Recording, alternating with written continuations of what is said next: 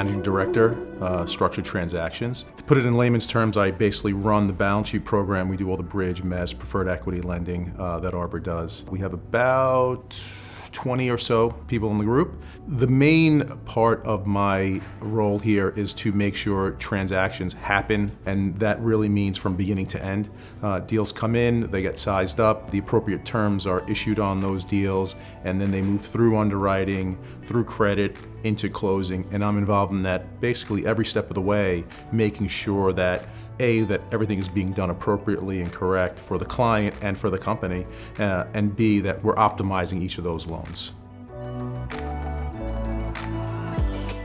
I came to work at Arbor shortly after I graduated from Hofstra with my MBA. One of the things that hit me when I interviewed with Arbor back then was that you interviewed with a lot of different groups. I interviewed at the time with asset management, with structured transactions. I actually interviewed with the accounting group. I interviewed with the treasury group. And I really felt during that process that they were assessing my talents and really my fit within different groups, which I thought was pretty interesting. Usually companies didn't do that, right? They just had a certain role to fill and they interviewed you, and if you didn't fit that role, they just kind of moved on, and if you did, they would offer you a position. That was the first thing that struck me about Arbor that I thought was unique.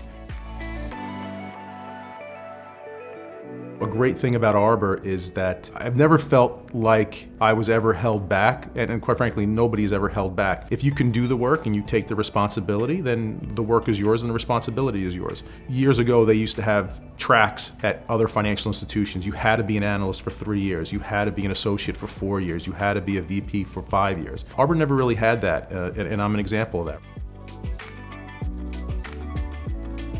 I would say probably one of the strongest attributes of the company is the ability for people to work here and advance as quickly as you want to advance, and just really accept as much responsibility as you want to. If you want to work in an environment that will, reward you for working hard and going above and beyond, this is the place to do it, because when you do go above and beyond here, you are recognized for that. I was fortunate enough to have really great leaders to look up to, and still have really great leaders to look up to. I try to do the same thing for the more junior guys on my group and for anybody else who's in the company who asks me any question about anything, really. I think it is important to nurture those younger people. You can't have a company that thrives on growth without constantly replenishing the junior staff and the mid-level staff, and the only way you do that is by making them feel like they're part of the company, which I think Arbor, does very well. I think we have a really good track record of training up our people, promoting people from within. I think if you look at the staff as a whole, I think there's some pretty long tenure around the company, and I think that speaks to the ability of the company to retain talent. One thing that I think is universal throughout all the Arbor employees, and I think everyone will tell you this, is that the people here are exceptional. Every group has great people working for them. Yeah, it's tough now and again and here and there, and transactions are difficult and times of the year are difficult.